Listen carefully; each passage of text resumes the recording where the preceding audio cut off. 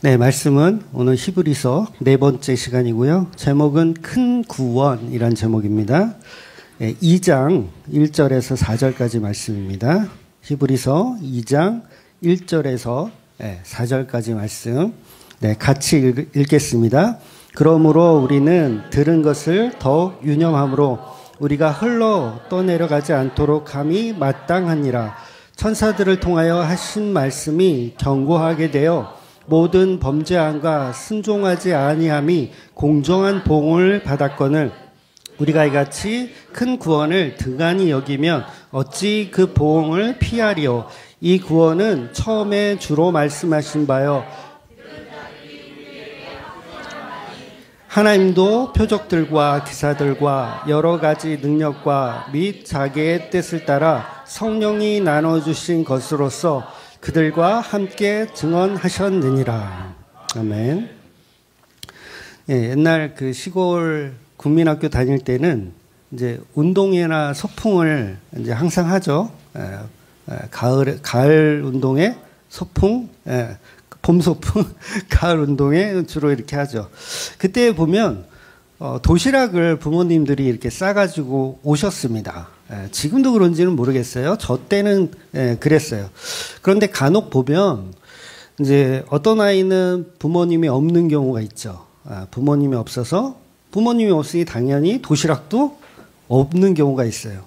그래서 친구 엄마는 그 사실을 알고 자기 아들 도시락도 준비하지만 누구 것도 준비해요? 친구 것까지 이렇게 준비하는 어떤 훈훈한 일화를 우리는 종종 듣습니다. 그렇죠? 그리고 그 친구 엄마는 어떻게까지 얘기하냐면 그 아들의 친구에게 너도 나를 이제 엄마라고 불러라. 도시락 같이 이렇게 까먹으면서 너도 나를 엄마라고 불러라. 물론 저희 세대는요. 이제 친구의 부모님을 호칭할 때 아버님, 어머님 이렇게 호칭을 했어요. 고등학교 때부터 그렇게 했던 것 같아요. 중고등학교 때부터 그렇게 호칭을 했습니다.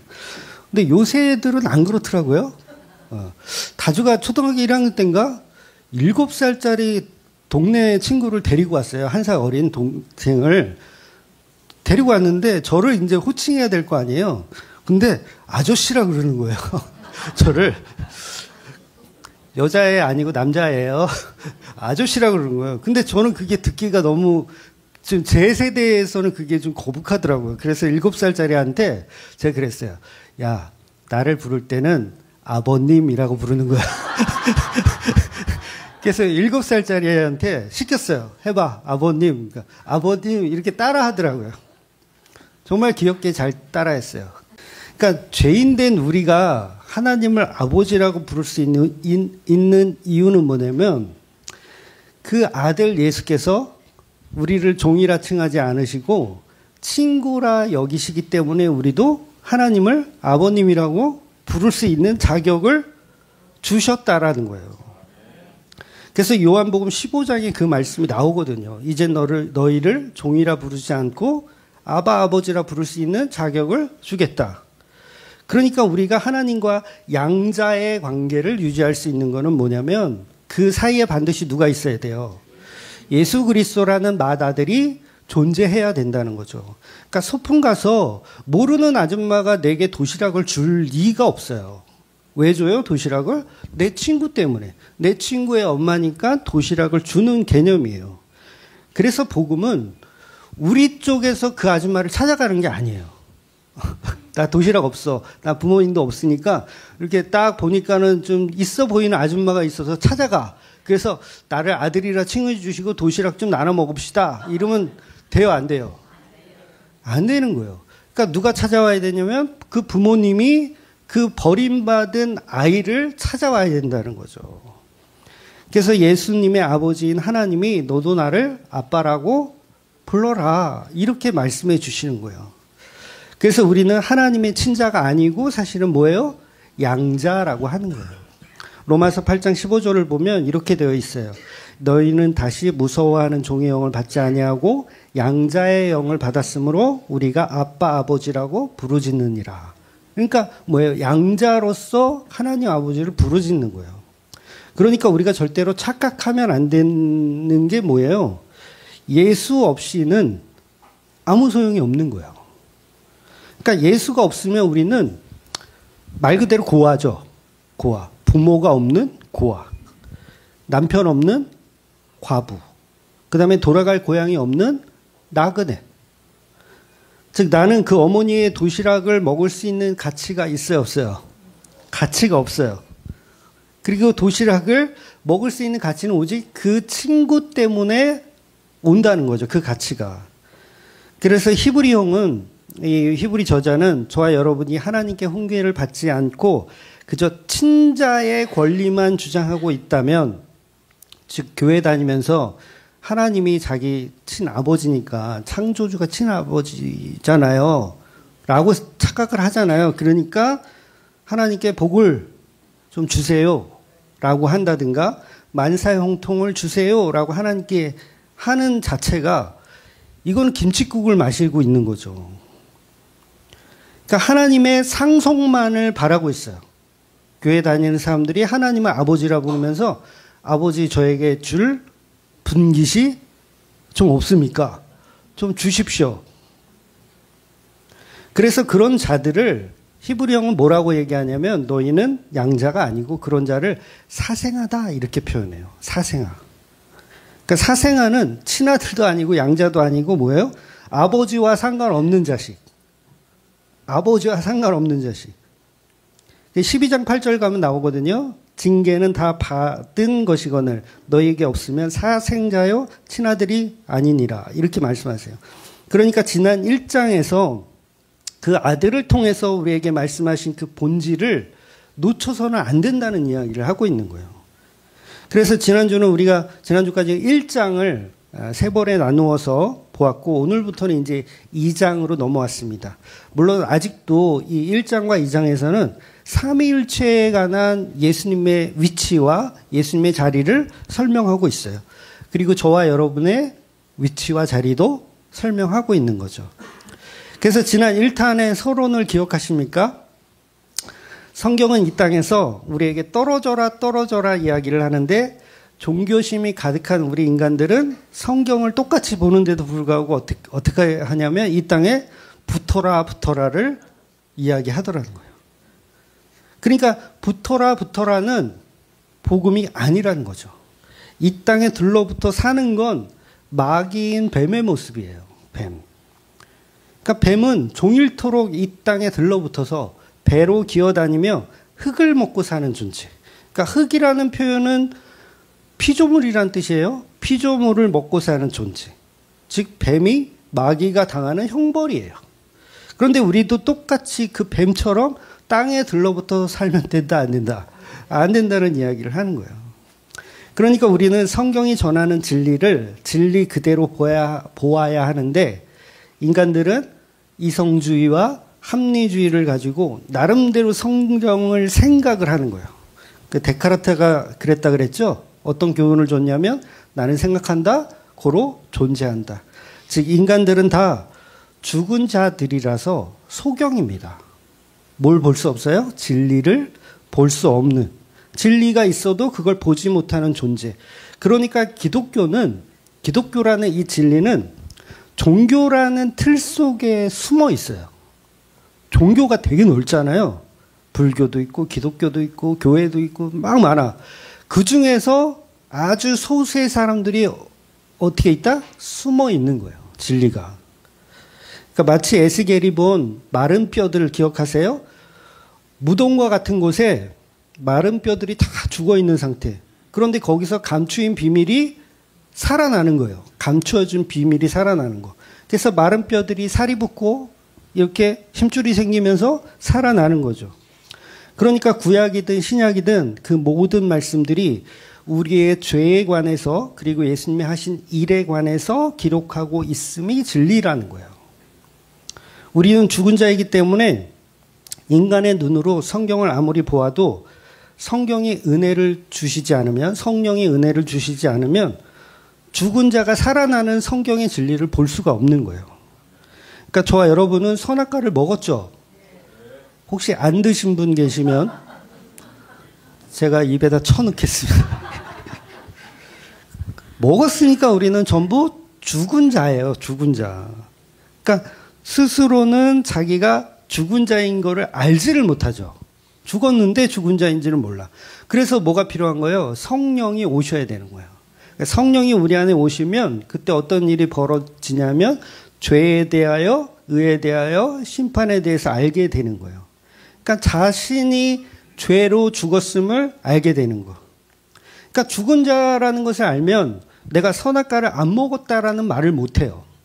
죽은 자는 선악과를 먹었으니까 죽은 거거든요. 그러니까 앞으로는 선악과 안 먹고 착하게 하나님 말씀에 순종하며 잘 살게요 라는 말을 못 한다고요. 이미 우리는 먹고 죽은 자이기 때문에. 그래서 어떤 사람들은 선악과는 그냥 원죄로 치부해버리죠. 원죄. 이건 아담과 하와의 죄고 우리하고는 상관없는, 우리는 안 먹으면 되니까. 그래서 이걸 원죄와 자범죄로 구분해가지고 이상하게 해석을 해버리는 경우가 많더라는 거예요. 그런데 죄는 다 똑같아요. 죄는 다 똑같아요. 뭐예요? 하나님의 불순종. 그게 다 죄인 거예요. 그러니까 우리는 절대 먹지 맙시다라는 식의 종교놀이는 교회는 해서는 안 된다는 거죠. 여전히 우리는 먹은 존재이며 앞으로도 먹을 존재임을 인정하는, 불가능한 존재임을 인정하는 자가 죄에 대하여 알게 되는 거예요. 알게 된 것이라고 하는 거죠. 그래서 성령이 임하시면 반드시 죄에 대해서 알게 됩니다. 자신이 죽은 자라는 것을 알고 예수의 믿음 없이는 불가능한 존재임을 계속 알아가는 거죠. 십자가만이 우리를 산자로 만들어낼 수 있다는 걸 알게 되는 겁니다. 그런데 성령의 은혜가 없으면 성경을 보아도 자신이 죽은 자인데 산자라고 착각하는 거예요. 그러니까 살았으니까 뭘 해야 돼요? 율법을 지키려고 하죠. 하나님께 영광을 드리려고 하죠. 왜냐하면 내가 살았으니까. 근데 죽은 자는 뭐예요? 어때요? 아무것도 할 수가 없어요. 찬양도 못하고 예배도 못 드리고 누구를 사랑할 수 있어요? 사랑하지도 못해요. 아무것도 못해요. 아, 나 죄를 통해서 죽은 자이구나 라고 그 죄를 인정하는 거예요. 그러니까 산자들의 생각은 전부 성경 보면서 어떻게 해요? 나는 고로 존재한다. 나는 생각한다. 이렇게 가는 거예요. 그러니까 나름대로 생각해서 결국은 내가 신의 자리로 또 올라가는 거예요. 신의 자리로 또 올라가는 거. 아담과 하와는 실패했으니 우리는 성공해보자. 신의 자리로 또 올라가는 거. 그러니까 기독교나 불교나 똑같아요. 열반에 올랐다고 착각을 하는 거죠. 성도가 되었다고 착각을 하는 거. 그러니까 그게 뭐예요? 결국은 내가 신이 되었다예요. 합리주의와 이성주의를 가지고 성경을 해석해 보니 성령과 무관한 해석들을 이렇게 내놓게 되더라는 거죠. 그래서 성경이라는 진리가 있으면 그 진리가 우리에게 들어오는데 우리가 신이 되었으니 진리를 계속 훼손하고 망가뜨리더라는 거예요. 진리가 오면 어떻게 해요? 훼손하고 망가뜨려서 엉뚱한 적용을 내놓더라는 거예요. 그래서 스테반 집사님이 뭐라고 했다 그랬어요. 그 바리새인들에게 책망하기를, 유대인들에게 책망하기를, 마음과 귀에 할례를 받지 못한 너희는 너희 조상들처럼 성령의 일을 거스르는 자들이다 라고 스테반 집사님이 유대인을 향해 이야기하는 거예요. 그래서 여러분 죄송하지만 성령 회방죄는 답이 있어요, 없어요? 성령 회방죄는 답이 없어요. 그런데 성령 회방죄 그러면 이제 오해를 하죠, 우리가. 목사님이 장풍을 쏘실 때 안 쓰러지는 거는 성령 회방이다. 방언하는 사람 못하게 하면 성령 회방이다. 이렇게 막 조롱하면서 잘못 생각하는데 성령 회방이라는 건 뭐냐면 죄에 대해서 깨닫게 해주는 그 성령님, 의에 대해서 깨닫게 해주신 그 성령님을 믿지 않는 거예요. 믿지 않는 거. 우리가 성령님이 하시는 일을 회방할 수 있다고 생각하세요? 회방 못해요. 우리가 무슨 자격으로 회방을 해요? 그랬다가 뒤지려고. 회방을 못해요. 그렇다면 이 회방이라는 말의 뜻은 성령님이 하시는 일을 믿지 않는 거예요. 성령님이 전하시는 일을 믿지 않는 거. 그래서 요한복음 16장에 자세히 나오잖아요. 오랜만에 우리 한번 읽어볼까요? 요한복음 16장 8절에서 10절 죄와 의에 대해서 이야기하는 같이 읽겠습니다. 그가 와서 죄에 대하여 의에 대하여 심판에 대하여 세상에 책망하시느니라. 죄에 대하여 함은 그들이 나를 믿지 아니하며 의에 대하여 함은 내가 아버지께로 가니 너희가 다시 나를 보지 못하며. 그러니까 이 말씀은 성령이 오시게 되면 일어날 수 있는 세 가지인데 두 가지의 그 내용을 정리한 내용이에요. 그래서 죄에 대하여라 함은 종교적이며 철학적인 어떤 윤리 도덕이 아니고 죄에 대하여라 하면 뭐라 그래요? 그들이 나를 믿지 아니하며. 그러니까 성경을 가지고 예수님을 믿지 않으면 그게 성령 회방인 거예요. 성경 보는데 예수님 믿지 않아. 그러면 성령 회방. 그러니까 구원이 있어요, 없어요? 구원이 없는 거예요. 성령 회방은 구원이 없습니다. 그러니까 교회 다니는 사람들이 세상 사람들보다 더 많은 죄를 짓고 있는 거예요. 왜? 세상 사람들은 아예 성경도 안 보잖아. 그러니까 성령 해방할 일이 별로 없어. 물론 그것도 성령 해방이지만 별로 없어. 근데 교회 다니는 사람들은 열심히 성경을 읽으면서 성경 가지고 죄에 대하여 의에 대하여 보지를 못하고 뭐예요? 다른 거를 봐. 그럼 뭐예요? 그게 성령 해방. 매주 예배 드리면서 죄를 쌓고 있는 거죠. 열심히. 그러니까 성경을 가지고 예수님을 보라고 줬는데 예수님 보지 않고 전부 나를 투영해서 내가 어떻게 살아가야 할지를 연구하더라는 거죠. 그래서 성경 보면서 내가 어떻게 살아갈지. 그러니까 큐티 같은 거 하는 교회 가보면 성경을 읽어요. 얼마나 열심히 읽는지 몰라요. 열심히 읽어요. 그런데 그 내용 가지고 자기에게 적용을 하죠. 나는 이 말씀 가지고 어떻게 살 것이고 어떻게 할 것이다라는 자기 적용을 하더라는 거예요. 그런데 복음은 뭐예요? 예수님이 하신 일을 말해주는 거예요. 그래서 소식이라고 하잖아요. 굿뉴스, 좋은 소식. 그럼 성경은 뭐예요? 좋은 소식에 관한 일이에요. 여러분 신문을 보면 거기에 뭐가 있어요? 소식이 있죠. 그거 보면서 막 이걸 연구해서 나는 어떻게 살아갈까 이걸 연구하라고 신문이 있는 게 아니에요.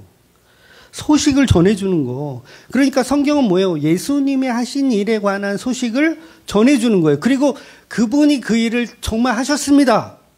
저는 믿습니다. 라고 하는 사람이 성령을 받은 거고요. 그래서 성경은 예수님이 하신 일을 보라고 합니다. 그래서 그걸 보는 사람이 예수를 믿는 거고 안 보면 성령 회방죄를 짓고 있는 거죠. 그래서 의에 대하여 하면 이제 죄에 대해서는 뭐라 그랬어요? 예수를 믿지 않는 게 죄고 의는 뭐예요? 의는 뭐라고 표현하냐면 예수님이 아버지께로 돌아가서 다시는 제자들이 예수님을 보지 못하는 상태. 그래서 내가 떠나면 성령을 너에게 부어줄게. 그가 오시면 의에 대하여 알게 하실 거야. 라고 하는 그 의는 바로 예수님이 떠나는 거예요. 그럼 어떻게 떠나요? 십자가를 통해서 죽음으로 내려가시는 너희와 함께 하지 않는 그 상태. 그래서 십자가가 곧 의라고 하는 거예요. 의. 십자가에 대하여. 죄에 대하여, 십자가에 대하여. 그러니까 죄라는 것은 우리가 선악 판단을 하는 그 죄가 문제가 아니고 여러분 잘 들으셔야 돼요. 지금까지는 못 알아들어도 좋아. 지금부터 잘 알아들으시면 돼요. 그러니까 죄라는 것은 우리가 선악 판단을 하는 그 죄가 문제가 아니고 선악과 먹은 게 문제인 거예요. 잘 이해가 되시죠? 먹고 나서 어떤 증상에 관해서는 문제가 아니에요. 뭐가 문제예요? 먹은 게 문제라는 거예요. 먹은 게. 그래서 예를 들면 내가 사회적으로 어떤 죄를 지었어요. 사회적으로 어떤 죄. 뭐 노골적으로 말하면 내가 절도를 했어. 누구 지갑을 훔쳤어. 그리고 누구를 때렸어. 이거 다 죄죠. 때렸어. 그리고 음주운전을 했어. 야, 큰일 났네. 그러면 교회 와서 어떻게 해요? 사람들이 하나님 잘못했습니다. 제가 때리지 말았어야 되는데 그만 참지 못하고 그 녀석을 죽방을 날렸네요. 제가 참았어야 되는데 술 먹고 또 운전을 또 했네요. 하나님 회개합니다. 예수님은 나의 죄를 위하여 십자가에 죽으셨으니 저는 그 예수님을 믿습니다. 저는 죄가 사해졌습니다. 아멘 할렐루야. 이게 기독교 맞아요? 이게 기독교가 아니에요. 잘 알아듣고 계시죠? 네, 이게 기독교가 아니에요.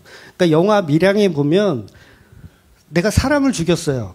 그러면 하나님께 죄송해요. 제가 또 사람을 또가 아니죠. 제가 실수로 사람을 죽였어요.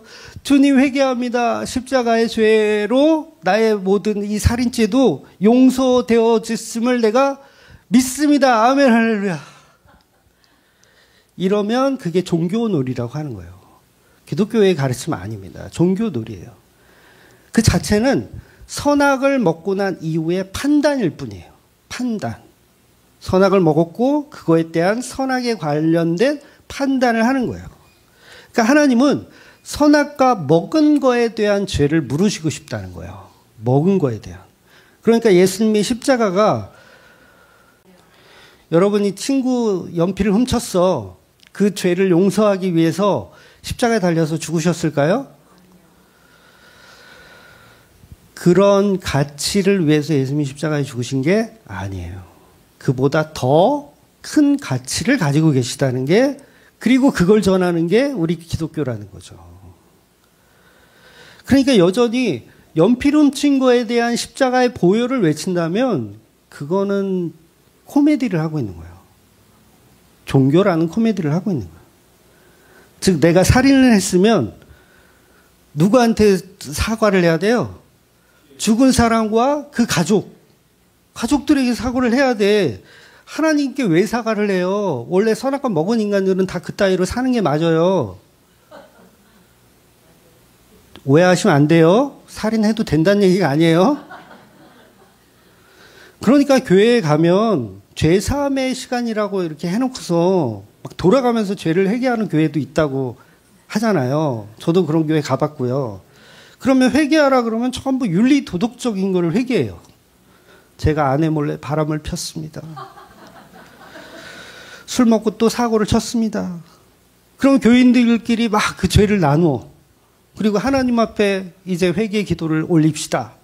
뭐 김 집사님 술 처먹은 거 그거 하나님께 기도하시고, 바람 피신 거 그거 회개하시고, 다시는 바람 피지 않는다고 좀. 그래야 회개인 거예요. 또 바람 피면 회개가 아니에요. 라고 하면서 그런 것들을 꺼내놓고 기도하고 하나님께 기도 다 하고 나면 내 죄가 사해졌다라고 생각을 하더라는 거예요. 근데 진짜 회개는 그 정도의 수준을 이야기하고 있는 게 아니라는 거죠. 진짜 회개는 뭐냐면 창조주를 배신한 것과 불순종하여 선악과를 먹은 것, 하나님의 아들을 이용해서 저 인간을 죽여버리고 우리가 그 자리를 차지하자. 우리가 하나님의 상속을 다 차지하자. 그래서 하나님과 친자의 조건을 맺어서 뭔가 좀 뜯어내자 라고 하는 그 끔찍한 죄에 대해서 성경은 이야기하고 있다는 거예요. 여러분, 사회가 정해놓은 규정을 어겼으면 그건 사회에 사과하세요. 여러분, 음주운전이 언제부터 죄가 됐습니까? 이것도 옛날부터 죄가 있었던 건 아니에요. 언젠간 술 먹고 사고 치는 인간들이 많아지다 보니 국회의원들이 모여서 법을 만든 거예요. 음주운전은 처벌하자. 조선시대는 어땠는지 모르겠어요. 가마꾼들에게 음주 측정을 해가지고 막 이렇게 했는지 모르겠어요. 그러니까 제가 무슨 얘기를 하고 있는 거냐면, 사회가 정해놓은 규범과 성경이 말하는 죄와는 무관하다는 거예요. 무관하다는 거. 그러니까 선악과를 먹고 무화과 나뭇잎으로 우리가 막 가리잖아요. 자기 몸을. 이게 뭐예요? 어떤 현상이에요. 현상. 선과 악이 이제부터는 우리가 느껴지기 시작하니까 벗은 것은 악한 것 같아. 그러니까 주섬주섬 무화과 나무로 입어요. 그러니까 그게 뭐예요? 입는 게 뭐예요? 윤리 도덕적으로 나는 좀 괜찮은 사람이 되고 싶은 거죠. 아니에요? 다 뻘거벗고 다녀볼까? 좀 윤리 도덕적으로 좀 괜찮은 사람으로 되고 싶으니까 이렇게 옷도 입고 이렇게 하는 거잖아요.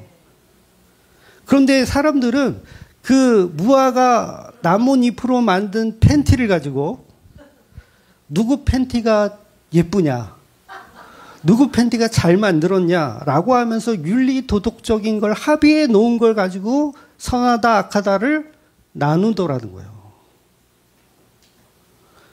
그래서 법을 만들어요. 앞에는 3장 이상 해야 되고, 무화과 팬티요, 앞에는 3장 이상 해야 되고, 뒤에는 나뭇잎은 10cm 이상짜리로 큰 걸로 해서 엉덩이가 다 가려질 정도로 입어야 되고, 이렇게 합의를 한다고요.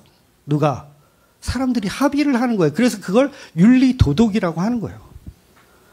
그러면 좋은 팬티 입고 있으면 천국 갑니까?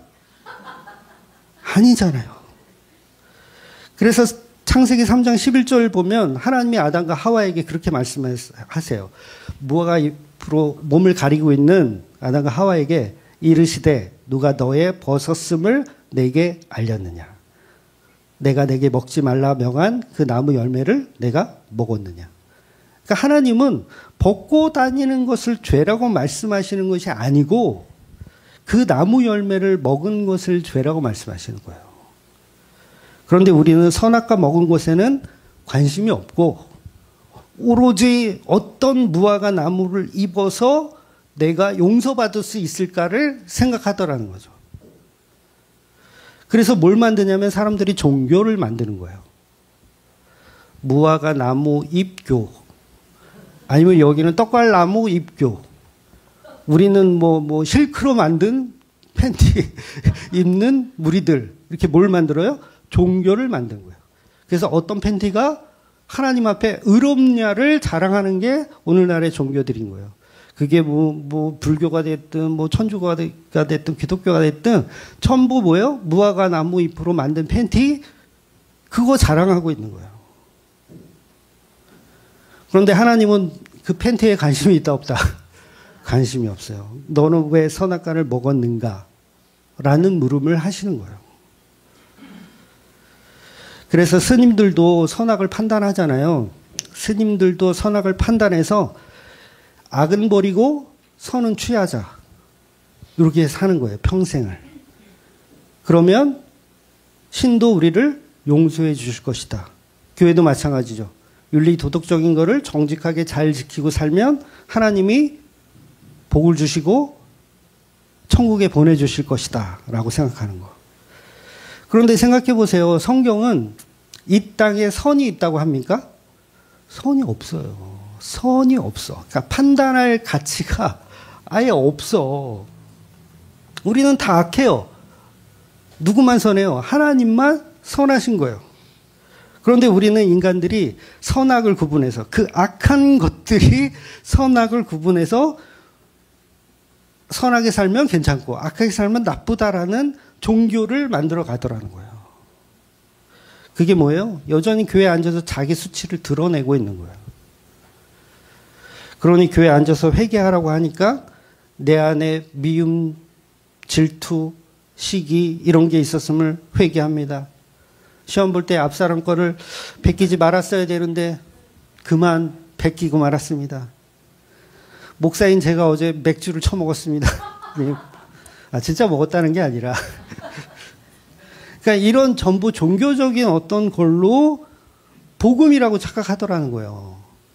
그래서 이렇게 착각해서 기독교를 엉뚱한 방향으로 나가기 시작하면 그걸 성령 회방이다라고 하는 거예요.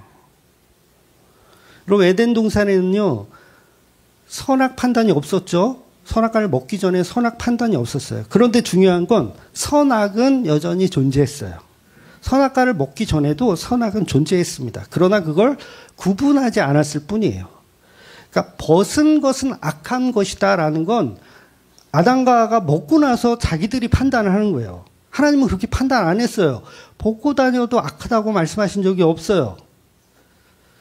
그러니까 사람들은 성경에 있는 문자들을 인용해서 미움, 질투, 시기는 악한 것이야 라고 정의하지만 그 감정들 가운데서도 악한 감정이 있고 좋은 감정이 있고 그런 건 아니에요. 전에도 제가 말씀드린 것 같은데 시기, 질투가 없으면요, 사람은 무능력해집니다. 무력해지고 뭔가 도전하지 않아요. 뭔가 좀 시기 질투가 있어야 도전도 받고, 나도 저 사람보다 더 잘해봐야 되겠다라는 어떤 용기가 생기는 거예요. 갈증이나 식욕이 없으면 어떻게 될까요? 굶어 죽어요. 굶어 죽어. 목말라 죽고 굶어 죽어. 여러분, 성욕이 없으면 인류는 금방 전멸할 거예요. 성욕이 없으면. 그러니까 이런 것들이 순기능이 있는 거예요. 그러니까 이걸 좋다 나쁘다 정의할 수 있어요, 없어요? 없는 거예요. 없는 거. 그런데 우리 인간들은 여전히 모여가지고 선악을 판단하고 그것을 옳게 여기는 거예요. 옳게 여겨. 근데 죄송하지만 선악 판단에서 무엇을 하든 그건 다 죄예요. 죄. 죄의 결과. 죄의 어떤 방향. 그러니까 하나님 말씀하신 회개는 현상하고는 상관이 없어요. 현상. 어떤 죄에 대한 현상이 아니라 불순종의 결과인 선악과를 먹은 것. 그거에 대한 이야기를 하는 겁니다. 그러니까 선악과는 우리가 이미 먹었고 천국 갈 방법이 없는데 두 번째 선악과가 내려오는 거예요. 두 번째. 선악과는 말씀이에요. 이것을 먹는 날엔 정녕 내가 죽으리라는 그 율법의 말씀이에요. 그 말씀을 훼손했죠, 우리가. 먹음으로. 그래서 두 번째 선악과가 오시는 거예요. 그분이 바로 말씀이 육신되어 오신 예수 그리스도예요. 그러면 예수 그리스도가 오셨으면 그분을 믿고 따라야 되는데 우리는 어떻게 하냐면 그 예수를 또 죽여요. 이 말은 선악과, 두 번째 선악과도 또 처먹은 거야. 왜? 내가 하나님처럼 되고 싶어서. 예수라는 메시아가 왔는데 저 인간만 죽으면 내가 신처럼 살 수 있다. 이거예요. 제사장, 바리새인들 다 유대인들이 뭐예요? 저 예수만 죽이면 나는 하나님의 자녀야. 이걸 유지할 수 있어. 그래서 예수를 십자가에 매달아 죽이는 거예요. 두 번째 선악과를 또 처먹는 거예요. 그럼 우리가 답이 있어요? 없어요? 없어요. 다시 에덴 동산으로 돌아갔을 때 나는 안 따먹을 자신 있다 하는 사람. 그 자신은 반드시 무너집니다. 그러니까 선악과 먹은 이후 우리는 잘못된 선악 구조를 가지고 바르다, 그르다 이걸 판단하는 게 아니라 예수 그리스도를 믿는 게 곧 선이라고 하는 거예요. 즉 선악과 먹은 판단이 우리는 판단할 수가 없어요. 우리는 헷갈려요. 제정신 아니에요. 오후에도 말씀드리겠지만 욥이 제정신입니까? 이 인간이 제정신이 아니에요. 우리 심리검사 이게 우리 박사님도 있고 막 그런 걸로 알고 있는데 석 박사님들 심리학 이거 계신 걸 아는데 욥을 한번 검사해 보세요. 대본에 제정신 아니면 나올 거예요. 그러니까 성경 자체가 전부 제정신 아니에요. 어떤 의미냐면 높은 자가 낮아진대요. 낮은 자가 높아진대요. 선악 체계를 다 뒤흔들어 놨어요. 누가? 성경이, 예수님이. 그러니까 진짜 선악 판단해 줄 진리가 오셨는데 우리는 그 진리를 알아보지 못하고 그 말씀이 육신되어 오신 예수를 십자가에 매달아 죽인 죄. 그것을 회개하라고 성경 전체는 이야기하고 있다는 거죠. 그러니까 성령을 받으면 선악을 떠나서 예수님이 주와 그리스도가 되셨다는 사실을 믿게 되는 거예요. 그래서 이걸 회개라고 하는 겁니다. 스님들처럼 윤리 도덕적인 회개, 소위 착한 사람이 되어서 열반에 들거나 무소유를 주장하는 사회가 정해놓은 괜찮은 사람이 되는 것은 오히려 성령을 회방하고 있는 거예요. 그러니 오늘 본문의 시작이 어떻게 시작하냐면 그러므로라고 시작하는 거예요. 그러므로. 그러므로라는 것은 앞서 말한 예수님에 관한 이야기. 천사보다 우월하신 존재이며 그분만이 하나님의 아들이다. 그 아들을 통해서 선악 구조를 다시 말씀하신다라는 거예요. 그래서 예수님이 이루신 의에 대하여 십자가만이 오직 진리이다. 그러므로라고 시작하는 거예요. 그러므로. 그러니까 조금 더 구체적이죠. 2장부터는 그러므로. 그러면 우리의 삶의 행동이 어떠해야 하는가에 관한 이야기를 하는 거예요. 그래서 삶의 행동이 뭐냐면 다른 복음을 가진 가짜 교인들의 생각과 행동과 그런 사고로 가는 것이 아니라 보편적인 것, 중력의 힘에 이끌려서 사는 그 사람들과 같이 살지 말고 그게 생각을 같이 하지 말라는 거죠. 그러니까 쉽게 말해서 종교로 가지 말아라. 히브리서 2장은 그 얘기를 하는 거예요. 종교로 가지 말아라. 진리는 세상의 이치를 따르지 않는다라는 거. 그러니까 모든 종교인들은요, 다 세상의 이치를 따라가요. 그런데 복음은 세상의 이치와 정반대로 갑니다. 땅에 들러붙는 인생이 되지 말고 떨어지는 인생이 되라. 중력을 역행하는 이야기를 하더라는 거죠. 즉 많은 사람들이 생각하고 합의해 놓은 길을 가지 마라. 그 길이 정답이 아니라는 거예요. 그래서 큰 구원의 복음이 날마다 예수 안에서 기억되어져야 한다는 거죠. 세상의 다른 길로 가지 말라는 겁니다. 그런데 우리가 이같이 큰 구원을 믿지 않고 등한히 한다면 그것은 아무리 윤리 도덕적으로 잘 살아도 반드시 심판이 임할 것이며 죽은 자에서 죽은 자로 그냥 끝나더라는 거예요. 그러니 본문이 말하는 큰 구원은 예수님이라고 하는 새로운 선악구조, 선악체제가 등장하고 있으니 이루었으니 이제 그분을 믿어야 된다. 그 얘기를 하는 겁니다. 그래서 이 구원은 예수 그리스도로 말미암아 우리가 받는 큰 은혜, 그 믿음을 주신 그 은혜가 우리 곁에 늘 날마다 있음을 계속 기억하라고 얘기하는 거예요. 그러니까 윤리도덕적인 회개를 교회에서 굳이 하지 마세요. 오히려 그 윤리도덕적인 회개는 그분 찾아가서 하시고 오세요. 교회에서 그런 회개를 하지 마시고. 그래서 예수님이 그런 얘기 하신 적 있잖아요. 5장, 마태복음 5장에 보면 23절 제가 읽어드릴게요. 그러므로 예물을 제단에 드리려다가 거기서 내 형제에게 원망 들을 만한 일이 있는 것이 생각나거든. 예물을 제단 앞에 두고 먼저 가서 형제와 화목하고 그 후에 와서 예물을 드리라. 그렇죠? 하나님께 회개하라는 얘기가 없어요. 예수님도 누구랑 싸웠으면 하나님께 그 싸운 거 회개하는 게 아니라 그 친구를 찾아가서 회개하고 와라. 그런데 우리가 선악과를 먹었기 때문에 하나님께 여전히 원망 들을 짓을 하면서 모르고 있는 거예요. 모르고 있는 거.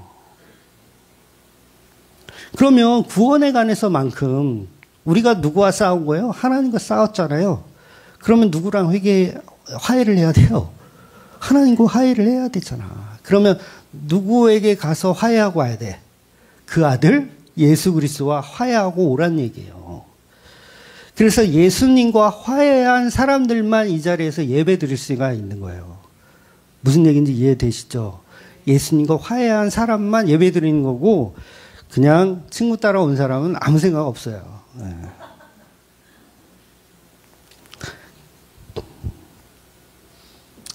그러니까 지옥 갈 죄는 예수님하고 푸셔야 돼요. 그리고 윤리도덕적인 건 당사자와 푸시고요. 그런데 오늘날 교인들은 이게 거꾸로 돼 있어요. 지옥 갈 죄를 친구들하고 풀고. 그렇잖아요. 내가 선악과 먹은 죄인입니다. 그러면서 이게 간증들은 열심히 하는데 하나님 앞에 와서는 또 윤리도덕을 회개하고. 그러니까 이 자체가 큰 구원을 경홀히 여기는 거예요. 큰 구원을 경홀히 여기는 거. 그래서 우리는 매주 모여서 윤리도덕적인 죄를 푸는 게 아니라 선악과 먹은 죄, 예수를 주로 시인하지 못한 그 죄를 시인하는 거예요. 그래서 살과 피가 필요한 겁니다. 매주 십자가의 복음이 우리에게 필요한 거예요. 그래서 큰 구원을 경홀히 여기지 않는 방법은 하나밖에 없어요. 죄인들이 모여서 그 예수님의 십자가 은혜를 나누는 거예요.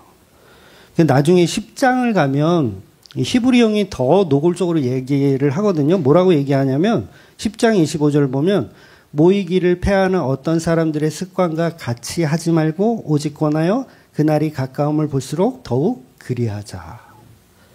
그러니까 그 당시에 모이기를 패하는 자들이 있었을까요? 없었을까요? 있었겠죠. 있으니까 이런 얘기 했었죠. 그러니까 초대교회 속에 숨어있는 이단들이에요. 그러니까 지금도 모이기를 싫어하는 사람들이 있어요. 교회 안에서도. 그러니까 육은 더럽고 영은 깨끗한데 마음으로 믿으면 되지. 굳이 그 더러운 것들하고 교회에 같이 뒤섞여 가지고 그거를 볼 필요가 뭐가 있느냐. 저와 여러분도 그렇게 생각하시는 분 있죠? 실제로 있어요. 초대교회도 있었고 그래서 히브리 형이 이렇게 얘기하는 거예요. 주만교회 와보니 별거 없네. 아우 다 꼴보기 싫은 인간들 왜 이렇게 많아. 그래서 우리 교회도 이제 우리가 농담 삼아 오늘은 일찍 퇴근할래요. 일찍 퇴근할래요. 이게 무슨 뜻이냐면 꼴 보기 싫다 이거죠. 예. 그러니까 저 더러운 것들과 같이 하기 싫다. 그래서 아무리 진리를 선포하는 교회라도 그 안에 다른 생각이 있잖아요. 항상 율법주의도 있고 영지주의도 있고 항상 있어. 그렇다고 서로 이렇게 손가락질하는 거는 당연한 거예요. 왜냐하면 죄인들이 모였으니까 서로 잘났다고 하는 건 당연한 거예요. 그런데 그 꼴이 보기 싫다고 나도 떠나는 것은 나도 문제인 거예요. 그래서 모이기를 패하는 어떤 사람들의 습관에 따르지 말고 어떻게 하라? 모여라. 그러니까 꼴도 보기 싫은 인간들이 있어도 저 인간이 이만큼 죄를 졌네. 나도 이만큼 죄를 졌는데 그러면서 아유, 인간이 그렇지 뭐. 여러분 지랄 총량의 법칙. 오랜만에 쓰는 단어인 것 같아요. 지랄 총량의 법칙. 학생 때 막 중고등학교 때 막 속색이고 그런 애들 있잖아요. 막 파출소 가고 애들 때려가지고 막 정학 맞고 막 그런 애들. 그런데 그런 애들이 꼭 나이가 들어서 이렇게 살면 또 착하게 잘 살아. 사람도 안 때리고 착하게 잘 살아. 근데 어떤 애들은 학교 다닐 때 정말 착하게 공부만 했던 애야. 근데 갑자기 뭐 3, 40대 돼가지고 막 술에 미쳐가지고 또 막 이렇게 폭력 쓰고 다니고.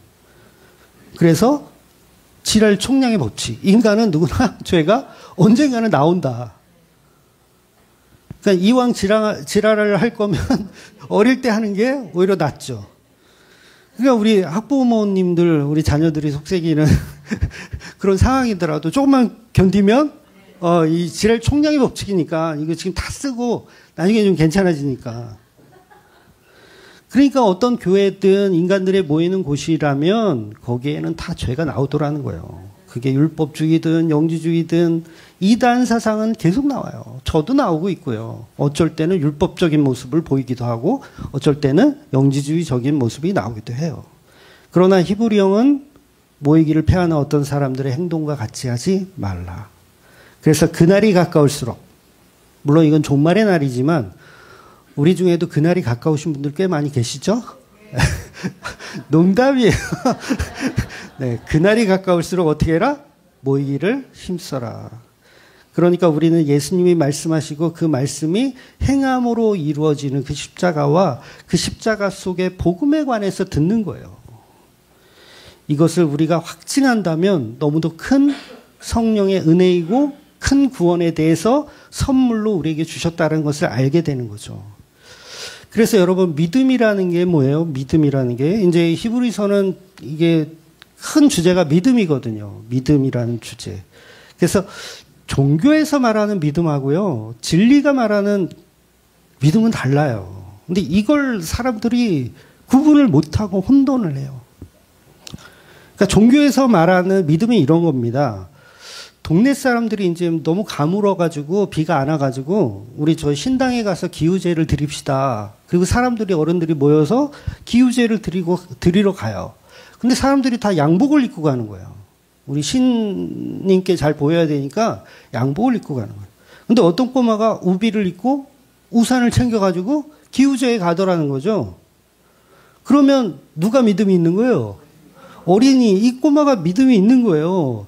그래서 형식주의에 빠져 있는 사람들을 부시고 정말 믿음, 이 꼬마의 믿음은 진짜다라고 하는 게 세상이 말하는 믿음이에요. 이게 진리라는 얘기가 아니에요. 네. 요게 세상이 말하는 믿음이고, 그럼 진짜 진리의 믿음은 뭐냐라고 했을 때 우리가 바라고 우리가 목도하는 어떤 실상이 예수님을 통해서 하나님께 상달되었을 때 그걸 믿음이라고 하는 거예요. 자, 조금 어렵지만 쉽게 말해서 내가 드린 기우제를 하나님이 받았다. 그러면 그걸 믿음이라고 한다고요. 즉 나에게 주권이 있는 게 아니라 받으시는 분에게 주권이 있어요. 그래서 내가 뭔가를 하나님께 했는데 그걸 하나님이 받았다. 그러면 그걸 뭐라 그런다? 믿음. 근데 내가 뭔가를 했는데 하나님이 안 받았어. 그러면 그건 믿음이 아닌 거예요. 그래서 가인과 아벨의 이야기를 히브리 형이 하거든요. 가인이 드린 제사를 하나님이 안 받죠? 안 받았어요. 아벨이 드린 제사는 받았어요. 그래서 뭐라 그래요? 아벨이 드린 제사는 믿음으로 드렸다. 이렇게 표현하는 거예요. 가인은 믿음으로 안 드렸나요? 여러분 정성으로 치자면 곡식이 더 정성스러운 거예요. 그 당시 이 목축업은 할 필요도 없지만 먹지도 못하는 거예요. 고기 안 먹었습니다. 그 당시에는 고기 안 먹었어요. 그러니까 우리 인간 측의 정성이 중요한 게 아니라 하나님이 받으셔야 된다는 거예요. 그래서 그걸 믿음이라고 하는 겁니다. 그럼 하나님이 어떤 믿음을 받으십니까? 그 아들 예수 그리스도. 하나님의 어린 양을 통한 제사만 예배로 받으시는 거예요. 그러니까 성경 전체가 노골적으로 그 얘기만 합니다. 그래서 가인과 아벨의 경우도 아벨이 예수 그리스도를 예표하였기 때문이에요. 그걸 창세기에서는 가죽옷으로 보는 거죠. 가죽옷을. 곡식도 예수님이 예표할 수 있어요. 근데 그건 레위기서부터야. 출애굽기 레위기서부터고 곡식으로는 창세기 그 당시 아담과 하와 있을 때까지는 뭐예요? 가죽옷만 예수님 십자가를 예표했던 겁니다. 그래서 하나님이 누구 거는 안 받았어요? 가인의 것은 안 받았어요. 누굴 받은 거예요? 예수님을 받으신 거예요. 지난주에 제가 말 실수했다고 우리 집사람이 막 팩트 체크해야 된다고 제가 무슨 말 실수를 했냐면 아담과 하와의 가죽옷을 가인과 아벨의 가죽옷이라고 말했다. 근데 제가 틀리게 말한 게 아니고요. 의도가 좀 짧았어요. 무슨 의도였냐면 아담과 하와가 하나님이 입혀주신 가죽옷이 자녀들 가인과 아벨이 성장할 때까지 입었을 것이다. 그 얘기를 하고 싶었던 거야. 그래서 아벨이 뭘 제사로 지내요? 그 양, 가죽옷을 보고, 우리 아버지 엄마가 양가죽으로 된 옷을 입고 계시니, 요거 쓸모가 있겠구나.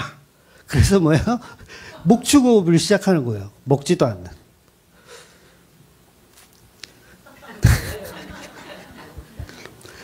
결론은 뭐냐면, 네, 해명이었고요. 네, 이런 AS도 해주는. 그러니까 내 믿음은 아니에요.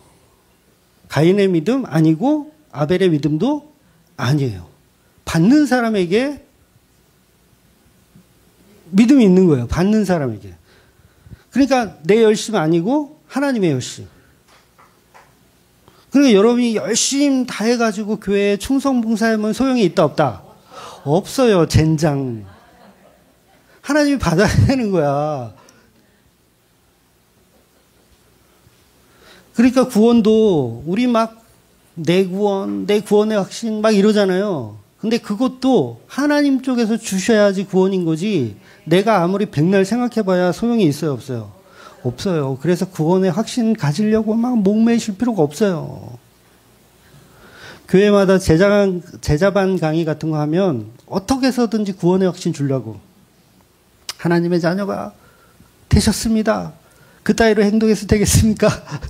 요거 구원받은 사람이 이래서 되겠습니까? 요 얘기하고 싶어가지고. 그래서 전도를 위한 목적으로 전도되어지지 않아요.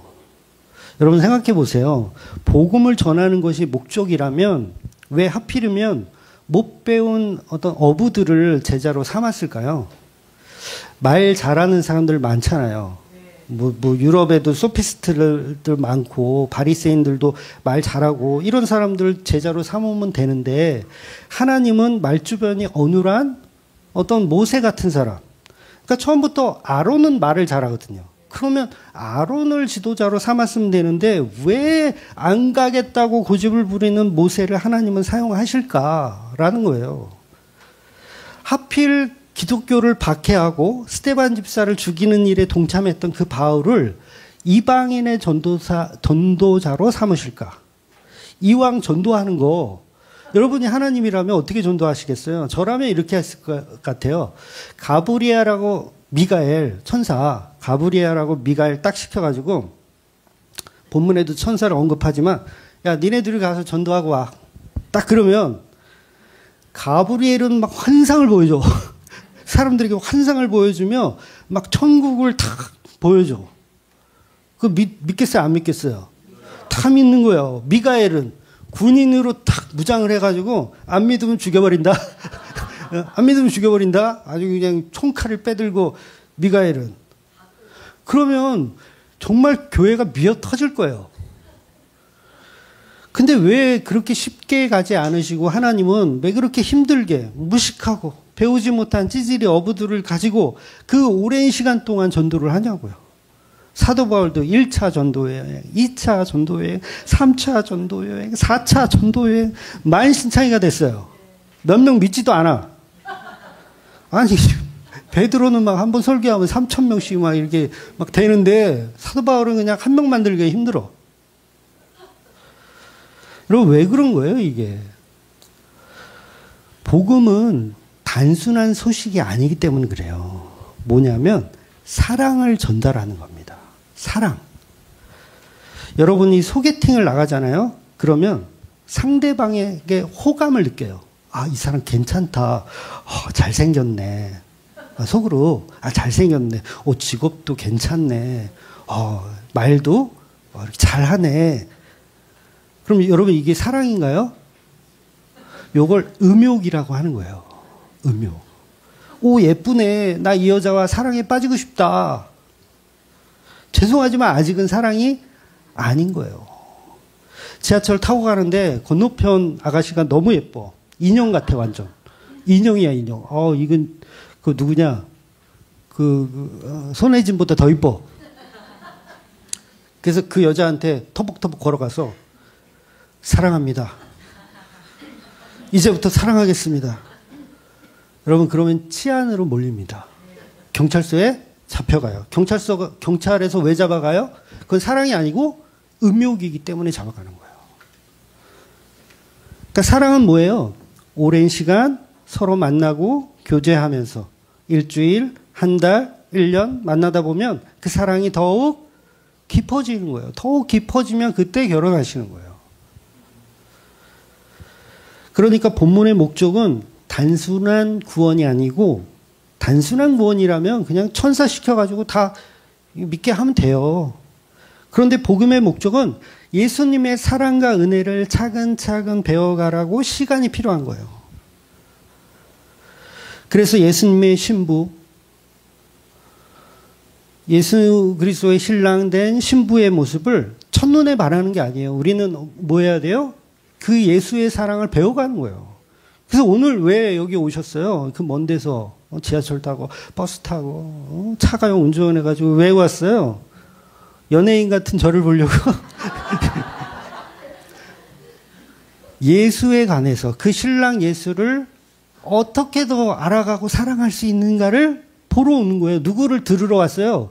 예수님 들으러 온 거예요. 내 신랑 예수에 대해서 알려고 오신 거예요. 그런데 갔더니 예수 얘기는 한마디도 안 해주고 지 잘난 얘기만 계속하면은 승질 나요, 안 나요? 그런 게 왜 가요? 그래서 우리는 계속 사랑 배우는 거예요. 그래서 오늘 말씀 4절 보면 하나님도 표적들과 기사들과 여러 가지 능력과 자기 뜻을 따라 성령이 나눠주신 것으로서 그들과 함께 증언하셨던 것입니다. 그들의 사랑을 계속 전달 받고 있는 거예요. 그래서 그 사랑은 계속 우리에게 말씀하고 계신 겁니다. 그러니까 이게 엄청난 큰 구원이고 엄청난 큰 사랑이라는 거예요. 그래서 예수님은 119 구급대원 아니라 그랬어요. 119 구급대원은 나를 사랑해서 구원해 주시는 게 아니에요. 직업이에요, 그분들은. 내가 거부해도 이게 구해 주시려고 해. 근데 예수님은 119 구급대원으로 오시는 게 아니라 내가 너를 사랑한다. 그런데 우리 인간은 예수님을 사랑하지 못하잖아요. 모르잖아요. 그래서 성령이 계속 말씀하시는 거예요. 내가 너를 사랑한다. 사도 바울이 왜 자꾸 편지 써요? 이미 믿음이 있는 사람들한테 왜 자꾸 편지 써요? 예수님의 사랑이 어떠한지를 계속 표현해 주는 거. 그래서 내 속에 예수의 사랑이 점점 커져가는 그 사실이 믿어지시는 저와 여러분이 되시기를 주의 이름으로 축원드리겠습니다. 아멘. 기도하겠습니다.